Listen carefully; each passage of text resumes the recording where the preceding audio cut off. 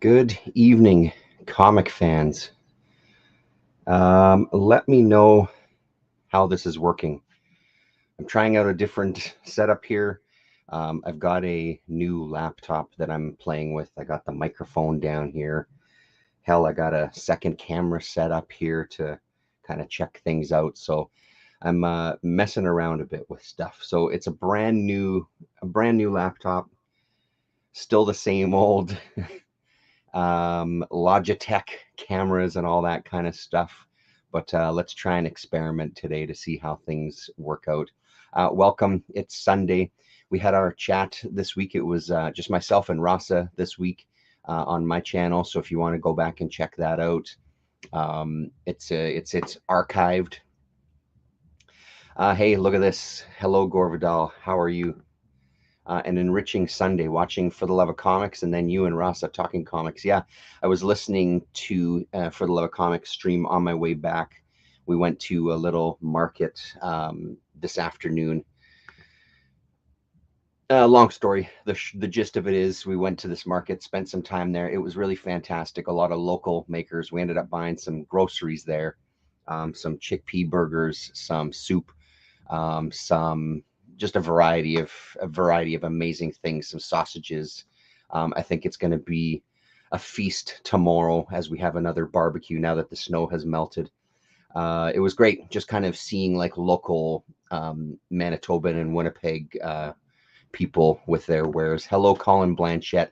So I was listening to his stream on the way back, so I didn't get to see the books he was talking about, or at least the one or two that he was talking about on my way, but I was listening in. Daryl D, how's it going, man? I see, for those of you who don't know Daryl D, um, Daryl just posted a video. I haven't watched it yet, Daryl. I'm looking forward to it. I think it's part 8 of his Richard Corbin comics. He's a big Richard Corbin fan, and he's been on the hunt for anything and everything that Corbin has done throughout his time. Good that you're here, Daryl. Why don't we start with this then? There's a channel out there, Daryl, called Living the Line. They had an interview recently with Jose Villarrubia, who is doing the recoloring for the Richard Corbin books coming out from Dark Horse.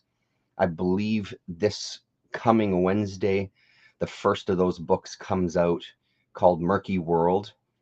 And then in August, the Den book comes out. So it's I don't know what else. I haven't really dug too into it, to be honest. I know that he was also working on Bloodstar, which is one of my favorites. I've got the one of the first prints of like the hardcover, and it's an amazing, amazing book. But the beautiful thing about the Villarrubia interview is he shows a lot of samples of what the work looked like originally, the research that he did, what some of the reprintings and different printings had looked like, and then shows the work that he did um, on the recoloring, and it's fucking outstanding. And I think one of the things that excites me the most about it is he was friends with Corbin near. I'm not sure how long they were friends, but he had worked with him and got kind of approval from Corbin himself when he was recoloring some of Corbin's stuff or just coloring some of Corbin's work. I think he colored the Cage, that 4-issue Cage series there, Daryl, if you know that one that Marvel put out. I think Villarrubia did the coloring on there. So they worked together and Corbin kind of approved of his coloring. So that gives me a lot of hope that this series of books are going to be outstanding. And like I said, from the images that I've seen, they look incredible. But getting that kind of attaboy from Corbin himself, I think is enormous. It's a really, really good conversation. It's very, very long. It's like a 2.5 hour conversation. I watched it in like 4 chunks. I would say the first hour is probably kind of the mandatory part where he talks the most about his process of recoloring and just coloring in general. Talks about the history of recoloring to some degree. Really, really amazing conversation. Pardon me, and well worth your time, even if you're not a Corbin fan. He ends up talking about a lot of recoloring stuff that us here in our little corner of YouTube have talked about intermittently from time to time, where these disastrously ugly fucking books come out that are being recolored that just look like absolute horse shit. So he talks about that and talks about, why would you do that to these artists and yada yada, and talks about his theories behind it and stuff. Super interesting. So anyway, if you don't know Daryl D, check out his channel, watch those videos. It's great just to see somebody again clearly loving comics and talking about it, which is again why all of us are here. Gore, the comic range the three of you discussed is why I enjoy your channels. That's awesome. Thank you very much, Gore. You need more videos too, my friend. We need some more Gore Vidal in our lives. I'll be checking for those recolored books. Thanks. Yeah, no problem. I'm sure they're through previews. Let's hope that Dark Horse has a schedule, and let's hope they come out kind of consistently. That's the only part of it that kind of worries me a little bit, but we'll see. Hopefully I'm wrong. Daryl D, enjoyed and liked your current video. Unfortunately, I can't comment due to that I'm using a company laptop, which restricts not only some YouTube videos, but disallows commenting. Wow, I'm surprised that they allow my channel on a workplace laptop. I'll make sure to show a lot of TNA in this stream then. Okay, so it was my birthday the other day. Thank you very much. Thank you. I'm alive. I made it another year. I'm now the big 50. So that was this laptop, but I also got a couple of cubes. I've been addicted to cubing lately. So a friend of mine got me this GAN cube, which is smooth as butter, and it's got magnets in it, and it's just amazing. And then my daughter got me this 4x4 cube. So I sit and just fiddle with these night and day. And it's a lot of fun to kind of, it occupies my mind. 50, a youngster, 50 is the new 30. Yes, thank you very much, Gore. They're so much fun to kind of mess around with. It really keeps your mind active for sure. So that was very nice of friends and family to feed my addiction there. Not a ton of books to talk about this week. And if you did see the stream, this will all be, thank you very much, Colin. This will all be stuff that I talked about on there, but I figured we'd look at it a little more. I wonder if I can change the lighting a little bit. Wonder if I do this. Take some of that glare off. Maybe, does that still give us some light on? Oh yeah, that totally does. That works, hey? So, cables in the way here. Yeah, I mean, this may be the first and last time I try this setup for a stream, but I thought I'd fuck around. I was feeling youthful and vigorous. So here we have, this is Washman from New York Comics from the golden age of 1986 there. And it is done by, let's get the credits here. This is written by Brett Axel and illustrated by Alan White. This was far better than I imagined. I got it on a whim. It was in a dollar bin. Washman. I loved the cover. I fucking absolutely adore the back cover. I think it's an amazing piece of homage, satire. I don't really know, but with the washer dial here, and then the suds creeping up on the top. I'm not sure how many issues this went. I have a feeling this was the only one. Like I said, way better than it really should have been. Even going so far as to mimic the 9-panel grid in glorious black and white. But it's everything you could have wanted. Caked in grass stains, mustard from somebody else's hot dog, some unidentifiable stains, dry blood maybe. Decent men don't treat their clothes like this. But again, decent men don't do their wash here. This is my territory. I run this laundromat. My name is Pavlov.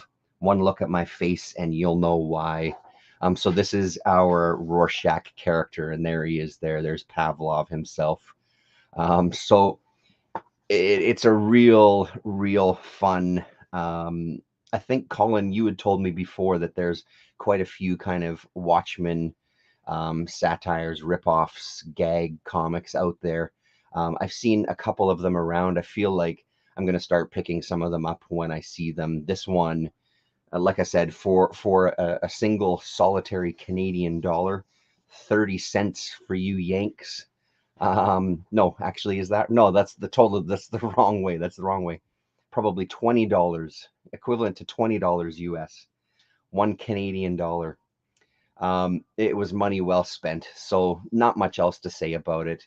It's pretty standard kind of 1986 stuff, but some of the visuals are incredible. Like this, these two tiers here are amazing. Like this, again, when comics kind of almost enter this abstract kind of territory, is so fantastic for me. I love these kind of panels here. Uh, like you, I don't understand American Postal Service costs. Yeah, absolutely. I was talking about it on this stream this afternoon here, and I found a couple of books on eBay that I ended up ordering from France, and the shipping was about $8 Canadian, I think, for those two books. When I've looked, they're two from the Tundra Sketchbook series, the Rick McCullum and the last one, number 11 of the series, and the artist's name I'm blanking on. It's nobody that I'm familiar with, but he had a copy, so I thought I'd grab two. When I've seen similar Rick McCollum ones from the States, the book itself is sometimes, around the $15 to $20 range, which is a little ridiculous already. And then the shipping for the one book to get it from the United States to Canada is usually around $20 to $25 Canadian, which is mental to me for one comic. So the fact that I got two from France for $8 Canadian, even though it's going to take longer to get here, I don't give a shit how long it takes as long as they get here. For that price, it's incredible. And then the books themselves were pretty cheap. I think they were around $5 a piece, which was really like $5 Canadian, that is. So a really solid deal. He's a really good seller. Actually, I was looking through his stuff. He's got a lot of French editions of things and bande dessinée. So a lot of stuff that's non-English speakers, or sorry, non-only English readers will understand, and some of us that don't even know the language very well. But I'm thinking of, I bookmarked a bunch of things. I don't really have the extra money to kind of dive into his little store any further, but I bookmarked a bunch of stuff to hopefully pick up down the line. He's got a really good selection of kind of 80s and 90s indie books. So a nice surprise all the way from France. Um, so anyway, like I said, not too much else to say about this one. There is a little bit of a backup story too that didn't really catch my interest. But like I said, a lot more fun than I expected this to be. So money well spent there. I've been kept going with my Turtles reading this week. Oh, minor earthquake. I kept going with my Turtles reading. Read issues number 2 and 3. This one, I think I showed these off in last week's stream. Number 2 has a beautiful Corbin cover. Speaking of Corbin, I think this is a third printing of issue number 2. There's still, again, another book that I probably won't have a ton to say about as we go through them, but I'm still absolutely loving this. A real treat to read, especially when you see this gorgeous, gorgeous black and white art here. And these issues are pretty beefy. They're pretty thick so far, all of them. I know that that'll change at some point, but in the interim, I'm loving it. So this, we start getting into these, what are they, the mousers or the rat, what the hell, I don't even remember what the heck they call them. A mouser, that's what they call them. We like to refer to it as a mouser. So this is kind of an early epic storyline where Splinter gets captured by these mousers. And I know that we're going to, because I know eventually what happens, that we start getting introduced into more of the characters. I think Krang is coming soon, I believe. Yeah, number 2 with the Corbin cover is an extra treat. It absolutely is. Solid writing. April O'Neil is in this one. Again, like quite a way to follow up issue number 1. They obviously knew they had a hit on their hand with number 1, seeing as how many times it got reprinted. So they come out of the gate for number 2 to to start off a pretty big storyline. There must have been a lot of confidence and a lot of just, I can't believe this is taken off. You know what I mean? Like, we've got to now give them something and keep it on a schedule. And I think it's really ballsy to have that one issue come out and then just go right into a big storyline, a big story arc rather. So that one was great. And then in the conversations that they had with the kayfabe guys, they're talking, Kevin Eastman specifically talking about how much he hated drawing cars. So what do they do for issue number 3 is there's a big car chase scene in it. And they're talking about it. Rasa reminded me that they were also talking in that stream about, obviously at the time with no Google, trying to find photos and taking photos of cars from various angles so they could get all the details right. I think it's, again, you know, these are now cocky young men that are doing this book going, you know, we have a hit on our hands, we can do whatever the hell we want. Fantastic, really fantastic. So I'll show you some of the, let's have a look at this first. The team, when they found out that Master Splinter has been taken by these mousers. Let me just see here. Right around here. So there's been a robbery. The turtles are out looking for Splinter. There's been a robbery, and the getaway van looks like their van, or rather April O'Neil's van. So she obviously doesn't want to get pulled over by the cops, because how the hell are you going to explain 4 Ninja Turtles in your vehicle? So she takes off, and a chase ensues throughout the city. And it's a really solid one too, like the world of action movies coming to comics. It's not, we're not quite in Bullet territory with cars flying over hills or everything, but still really nice layouts, and even stuff like this are nice little touches. You know, like it seems like a simple touch to put one of the panels a little off kilter when there's an impact, but stuff like that really offers something special. So really great. So I'm going to keep on with this. I kind of feel like I want to wait though until I can find a copy of issue number 4. I do have issue number 5. I kind of want to try to put these in, I want to try to read them in order. I know that that's not going to be the easiest thing. I realize I'm setting myself up for potential disappointment, but I do want to at least try to find issue number 4 before I jump into number 5. Where is it? And there's the cover of number 5 there. Again, I'm not sure what printing this is, but there's kind of a sneak peek at what's coming up. So I'm on the hunt for issue number 4. I'll probably, if I can't find it locally, I don't often see these early turtles out there. I think I put a call out on some of the Winnipeg comic group websites, or the Facebook groups rather, and I don't think I've had a response yet. Maybe I'll try to reach out to some guys individually to see if anybody's got a lead on number 4. So another amazing birthday gift.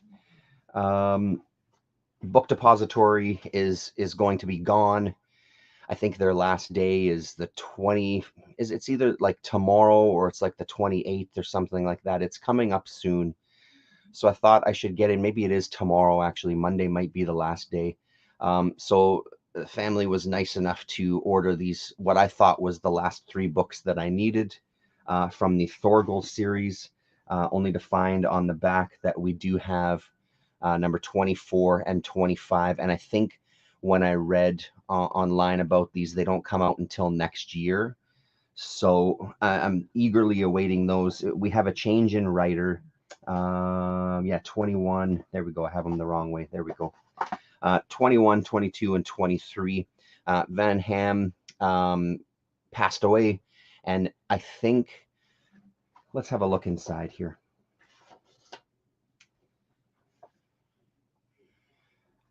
Focus there, will you? Yeah, there you go. So the original one came out in 2006, English translation 2018 for this book. This edition first published in Great Britain in 2019.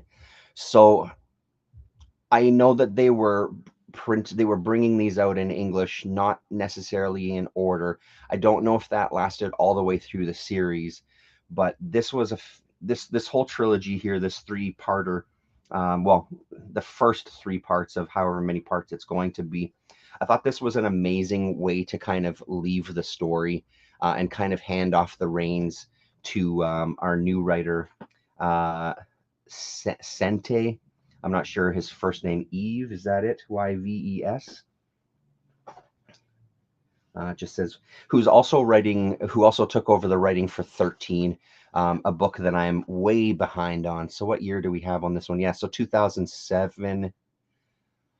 So I'm wondering if Van Ham had the scripts kind of, or the outlines kind of written down, and he just took over scripting the final piece for Rosinski to lay art down to. I don't know the full story. If I wish Paula was here to kind of fill us in. I'm sure he'd have that history for us. But this one is great. Thorgal is dying, and his son Jolin is taking him to get revived and bring him back to life. He's got 2 days to kind of save his father, and he makes a deal with a character here that I'll show you in a second. Where are we here? A Doctor Doom looking fella here. He makes a deal with him, not for like his soul or his life or anything, but he promises that if he saves Thorgal, that when they go back home, I think he has till the first full moon, he's got to come and live with him so he can be trained. Because Jolin, like the other kids, have some powers from because Thorgal is kind of a child of the stars, I think was the volume. So he's has some powers that he doesn't have. He has some control over, but they really drain him. And we get the feeling that Jolin especially has powers that are far more immense than even he realizes. So this guy is going to kind of take on training him in his ways of kind of harnessing that power.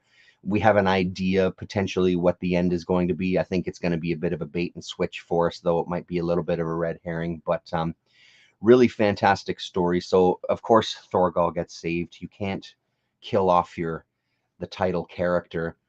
And now it's Jolin sneaking out of the house to kind of leave home, and Thorgal follows him.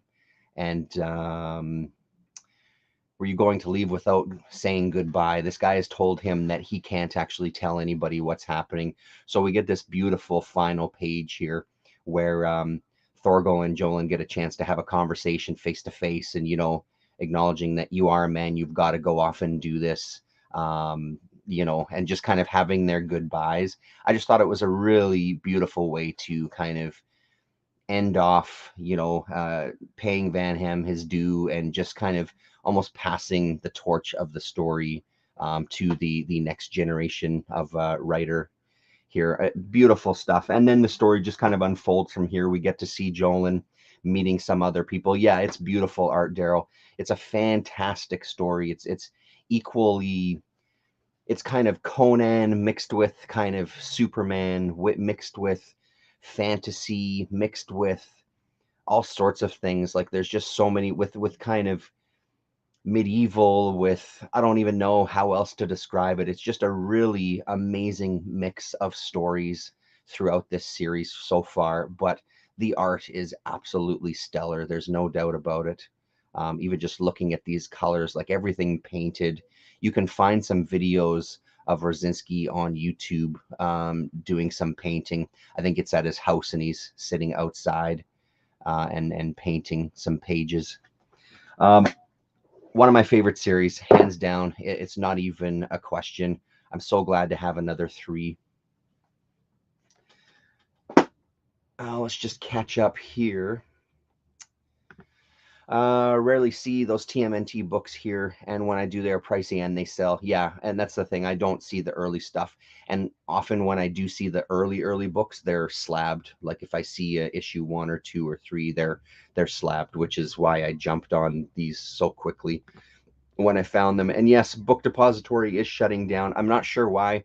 I know they were an arm of Amazon, so I'm assuming that it's just Amazon trimming the fat so they can rake in more money. I haven't really looked into it, to be honest.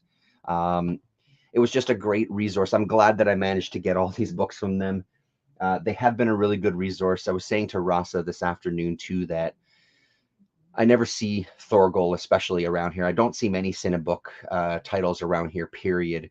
Um, but when I went to Toronto and visited some comic shops there, one of them had a bunch of Cinebook titles in the basement, but they were at like 25, 27, $30 a piece, Canadian. So on Book Depository, they were around kind of, I think I got some for as low as like 14.95 Canadian up to like 17 or 18 bucks. They have free shipping, which is how those companies get you, and they muscle out the mom and pop operations because they can afford to offer this free shipping where most other businesses just can't. So it was a good resource for that. I mean, I got one of the only Topi book that I have, I got from them as well too.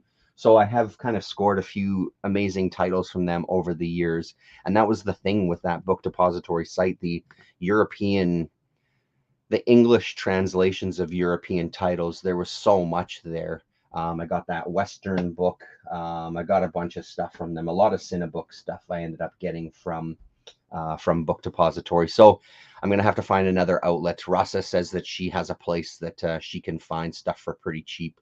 So I'll kind of utilize the the world, the my friends across the globe to try to get me those next books when they come out. Like I said, I think they're scheduled for next year, so we'll see. And then finally tonight, I forgot that I ordered these. I ordered issue 1 and 2 of Vacuum Decay. I had issue number 3 for a little while now, and I loved it. Jasper Jubinville on the cover.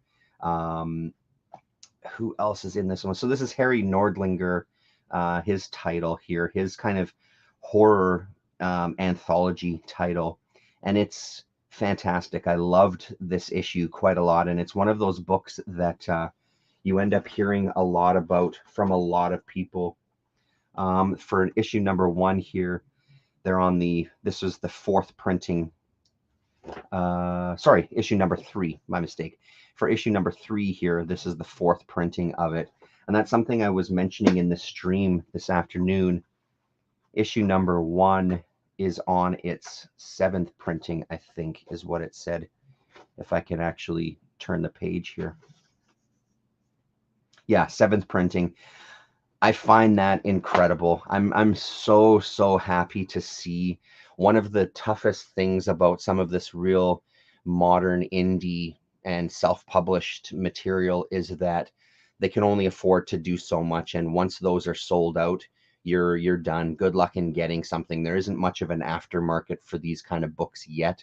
I'm sure it'll get there at some point, but right now it's if you miss the boat, you've missed the boat. So it's fantastic that he's been able to turn that money around to keep these books in print, because then they get all the benefits. And I know it's not, and I also know that that's not always feasible for people as well too. I know that, sometimes when people are doing this, they only have enough resources, money, time, whatever, to kind of do one printing, and to do something again is a whole headache because they're an incredibly small operation. I don't know how many people are helping him out with this. I don't know if it's his own thing, but I'm really pleased to see that he's keeping these suckers in print, because I think it just helps, you build your fan base. I mean, that's one of the things that I know sometimes talking about these kind of books in these videos when you guys come and hang out. There's often times where it's, well, good luck on getting the book anymore because it's gone, it's sold out, it's not going to be reprinted. So I can assure you that if you go to Vacuum Decay, I think it's just vacuumdecay.com, you'll be able to find There's 5 issues now. They're a bit pricey. They're $10 a pop. But honestly, I think it's worth it. They're produced beautifully. They're pretty thick volumes as well too. You can also find some, they have original art. They have t-shirts. I think they have some posters. They've got a bunch of stuff there for sale, and you'd be supporting some incredible artists. So here's who we have for issue number 1. David Enos, we've talked about before when we looked at, I should have pulled them out of wherever the hell I have them. Those couple of mini comics, they might be in one of the bins way out of reach. Will I be lucky and they're right here? No, no such luck. Anyway, we've talked about David before when I looked at his Batman comic. And then also he had a book with the woman who was a fan of these pulp nurse novels and stuff. And I was really, really impressed with his art, but specifically the coloring in those as well too. So we get a David Enos story to start us off here, this live jazz. The thing with this anthology is, for some of these horror anthologies in the past, especially when you look at kind of the Skulls and the underground comic anthologies, there was a lot of heavy leaning on Lovecraft and things like that. Sorry, I think I keep hitting the mic. I'll try to not do that. There's a lot of heavy leaning on H.P. Lovecraft and kind of really stuck in that EC Comics kind of vein of horror storytelling, which I'm not slighting whatsoever. I love that stuff. I love those underground comics. I think they're fantastic. But this one really has its own kind of unique feel, and I think it's again partially due to the style of artwork in here.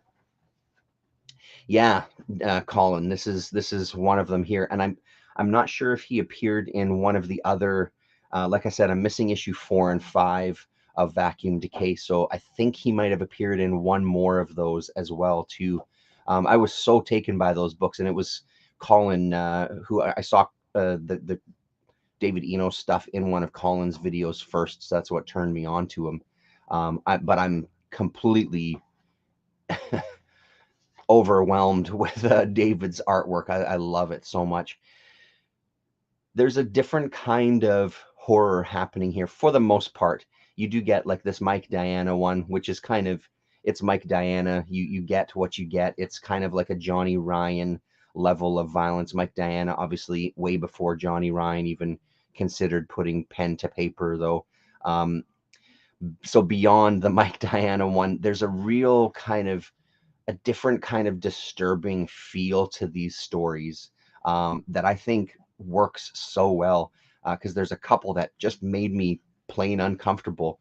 This being one of them. The other kind of surprise for me, this is Christian Castello, who we've talked about before here when I showed off that Wild, or So I Was Born to Be, that came out from Oni Press last year. I love the book. It has a feel that is completely different than this one. I love this 2-pager just because of how kind of disturbing it is, but it's also his artwork is so there's similarities there for sure, but yeah, actually it's focusing pretty good there. There's similarities there for sure, but it is a very much of a different style, so much so that I want to, yeah, after Mike Diana, it does say Castello, and there's nothing else in here that would look like a Castello. So this was pretty impressive, just for a short 2-pager, as a surprise. Don't turn on the lights, don't peek, let me come out and surprise you. So what do you think? As he's wearing the skin of somebody. So this was a fantastic little tale as well to The Other Door. This artwork I think is really gorgeous as well. With this stuff that sits in this world of 1980s independence, I think that really works for me in a different level. And I think it also works for the stories too. There's something to be said for, you feel like some of these creators, especially in the 80s, they were just one person and one voice, and they just wanted to get this stuff out. This is much more, it feels like this is much better produced with more intent. for sure, because these artists are pretty established artists from the ones that I know about anyway. That image is just creepy as shit. I absolutely love it. It's so disturbing. Um, Whereas when I look at things like that macabre issue that we looked at a long time ago, um, there's something different happening there. There's not kind of this intent from like um, people who are artists and kind of know what they're trying to accomplish. So there's that level of it that you do miss, but I do feel like they still pull in that stuff really well. This was a fantastic little story as well, too. This guy going down a gopher hole to help out this old woman and gets trapped in this hole, which is basically what he finds out by this face that comes out of the ground, or appears to him, is like this is a layer of hell and you're trapped here forever and that's it, because he thinks he's dead. He's like, no, no, you're not dead, but you certainly are in hell. And this one just kind of gave me the creeps, because that idea of being trapped in these tunnels is not appealing to me whatsoever. I went down in a mine shaft, a gold mine shaft, for a job years and years ago. And that was okay because those tunnels, there was a lot of space in them. But being that far underground and then thinking of what it would be like to have that restriction and the constraint as well too, is just disturbing. And then of course you do get some Harry Nordlinger stuff too, which is beautiful. I like his style. It's odd, but I think it's amazing. It's really amazing. There's really not a bad story in this first issue, and honestly, none of these three. I'd say you can't go wrong with picking up any of these issues. You're going to get a solid comic, but again, the one thing that would be kind of difficult is the price tag on them at $10. And then finally for this one is Jasper Jubinville, who did Dynamite Diva. He's got some other stuff coming. He's got another Dynamite Diva coming out soon, I believe. But this is beautiful stuff. His style is really great, almost kind of like Bazooka Joe meets Archie. And I love the use of, as the panels kind of get smaller and smaller here, I think is really great. It's still very, very readable. You don't feel like it's not, you don't feel like you're missing something. You don't feel like you have to strain your eyes. It was still pretty smooth reading, sort of on that Joe Matt level of small panels taking up a page. But I mean, his art is so incredible. It's just so appealing. And I think that was it for this issue. Yes, there we go. Yes, they both kind of turn into these creatures. Really just incredible. So beautiful stuff. This back cover is amazing as well too. I'll find the artist's name on the inside in a second once we take a look at that. So this is issue 1 of, I won't go through every page of issue number 2. Back cover, Jose Angeles. There you go. There's your credits there. I'll just show you the credits page for issue number 2. So here we have the front cover. And then there's the credits here. Second startling issue. Malcolm Johnson, Jeffrey Krawczak, Patrick Ian Rooks, Andrew Pilkington, Corinne Halbert, who did that Acid Nun. And apparently Rick Ray was saying in the chat this afternoon that Acid Nun started in Vacuum Decay before going off to be its own kind of book, which I didn't realize. So that was a good bit of information there. Jairo Lantigua, I'm not sure. Jetter, Harry Nordlinger, Carmichael Jones. Beautiful piece there. So highly recommended. This issue number 2 feels even thicker than issue number 1. And this is, what is it, 6th printing now of issue number 2. So I don't know if Nordlinger, if you're watching any of these, congratulations. I think that's amazing. And just thank you for keeping this stuff in print. I really wish that it was more feasible for other small press and independent publishers to do this more often, to keep these books in print. You know, keep making that money, especially something like this that's a hit. So that's about it. Oh, I guess the last thing that I didn't show, he also sent a couple of pieces of art with it as well. Not original art, copies, but it was nice. He's also got his own stamp for the back of the backing board, which appeals to me, having a stamp myself. So like I said, not original art, copies of stuff, but it's cool to get some just little pieces. I'm thinking of maybe trying to cutting these up and trying to use them, stick them onto my filing cabinet, that one especially. And then there's this bigger piece here. So nice of him to throw in some extra stuff. I always love getting little treats. That is actually it. Short one. I didn't do much reading other than that. We'll see how this week goes. I've got a couple of things there, but we'll see. Yes, Gore, it's a very intriguing series. I really love it, especially in the world of horror anthologies where you do feel like there's this kind of box that's ever growing ever tighter. Whenever you see a horror anthology, it's still kind of dealing with the same issues. This one feels like it's tackling bigger kind of topics and ideas, or just plain trying to just fuck you up as quickly and as deeply as possible, which is great. So thanks very much, everybody. I don't know if I'll do this setup again. Let me know what you think of it.